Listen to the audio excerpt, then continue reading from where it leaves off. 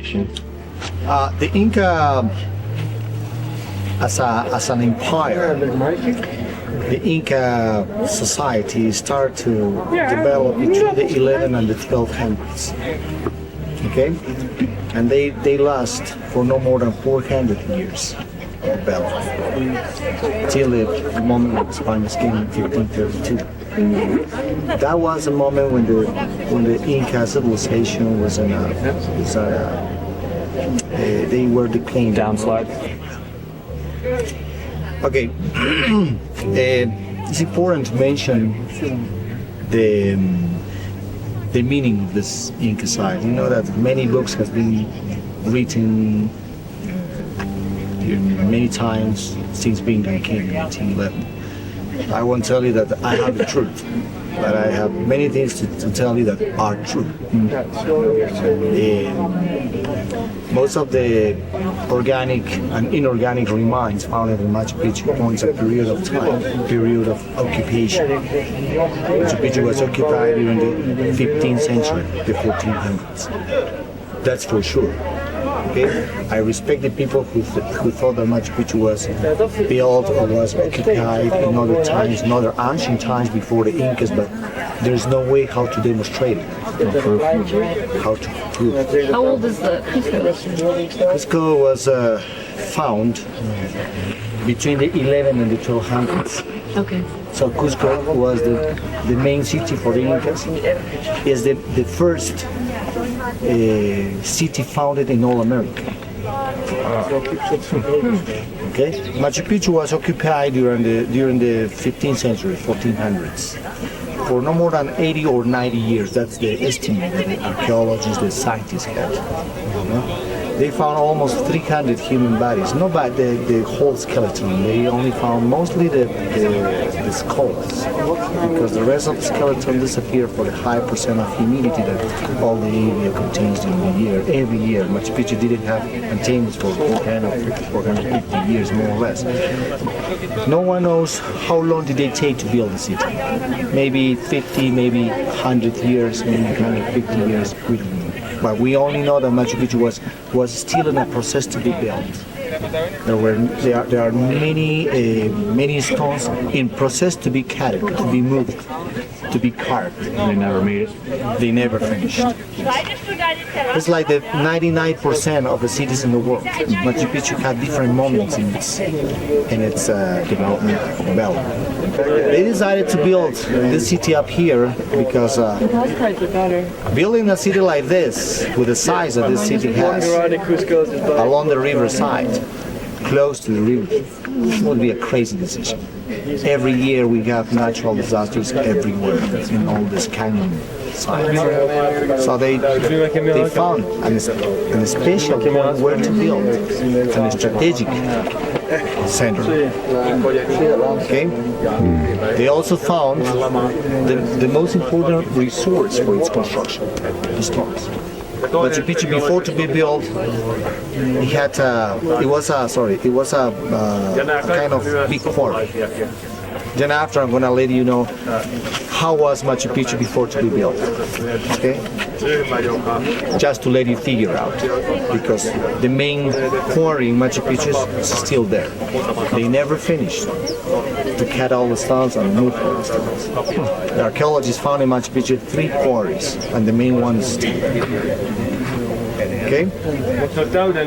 Other resources for its construction, like sand, like soil, they brought from other sides, from the river sides. The archaeologists found another 5 ways how to come up here from the riverside. Narrow pathways, secret pathways. They probably used for feeding the people who live up. Machu Picchu was or had a population of no more than 500 or 600 years permanently. Maybe during some special seasons, during the winter season, when the royal families came from Cusco to Machu Picchu, maybe in that season Machu Picchu was crowded. Only for that season, because Cusco, it's the life in Cusco during the winter season, it is not pleasant. It's very cold. And even now, children used to die because of the low temperature that we used to experiment. Why is it warmer here? It's warmer because it's it's lower. It's lower. It's 1,000 meters lower than Cusco, and it's when the high rainforests, right? The high rainforests start. In the Machu Picchu sanctuary, there are 11 different zones of life for different kind of climates.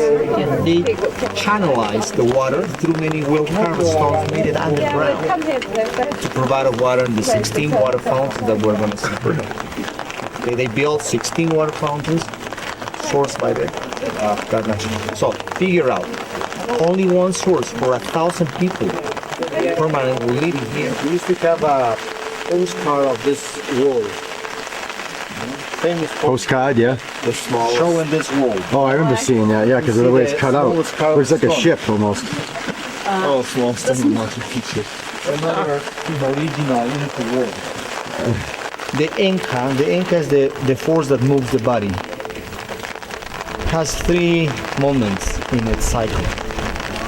Okay? A past moment, a moment that we have no idea, we have no remind anymore. But our seeds is coming from that moment. In the beginning of the life, our first mother was the Mother Earth. So our past moment is related to the Mother Earth. Okay? Now we're living in our real life, in a present life, this life. But after this life, after our Inca, or after our force that moves our body, abandon this body, it will continue its cycle. To be re-meeting again with our ancestors and with the gods. Yes. That was the belief that they had. So 3 different worlds, moments. Kanak Pacha, Kai Pacha, and Uhu Pacha. And they represent those worlds through different deities. The condor, the puma, and the snake. The condor, the puma. And the snake.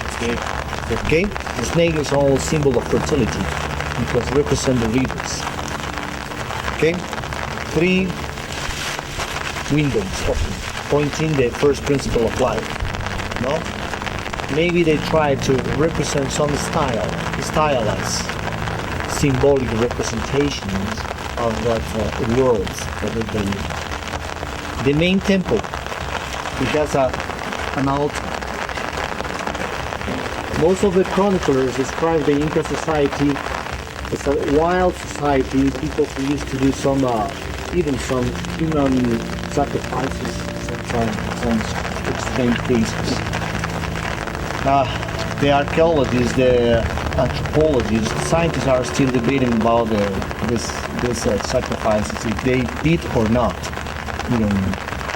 We, in the last 50 years, in many countries around South America, Bolivia, Peru, Argentina, Chile, in the highlands, in the high snow caps, there were found mummies, mostly children, on the top sides of the main mountains. Okay, offerings that the Incas did in that time. We don't know if they sacrificed, or maybe they had some natural death, and then after they just left as an offering. If they were able to carve the stone in this way, how not to be able to work and to build other places that are more easy? Right. They can do this, they can do it. It's well known as the Temple of the Sun, because there are 2 windows open in the round wall. One of the windows is in front of us, down there. It's pointing the northeast direction, according to the sun position, exactly during the winter solstice. So it's aligned to the winter solstice. There's another window on the right side that's aligned to them. summer solstice, December 21st and June 21st. Pretty dramatic. For this reason is that the astronomers, the archaeologists, they used to call us the Temple of the Temple of Sun. the Sun. And on the surface they carved the rock, forming some cylinders like this. Bingham thought that these cylinders were used as mortars. But they definitely weren't used as mortars. Because a mortar has the central part, it's deeper.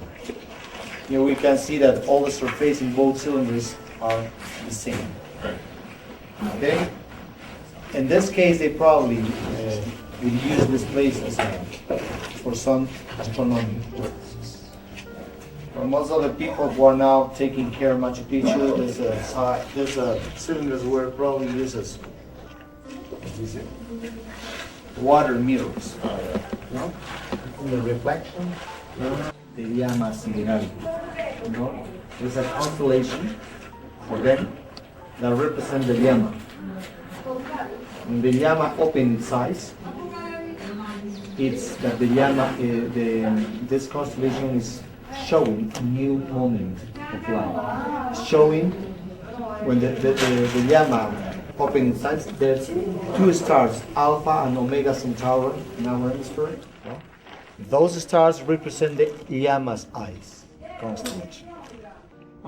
When those stars appear in the sky, they were noticed that the winter solstice is coming.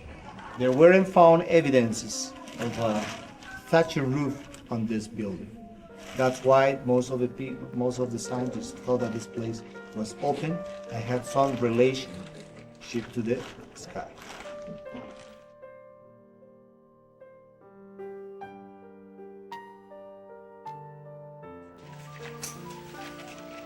Huh? Looks very phallic.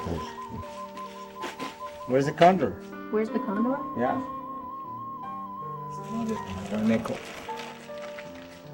The body, a wing, and another wing. So the condor is flying toward to the sunrise, toward to the east.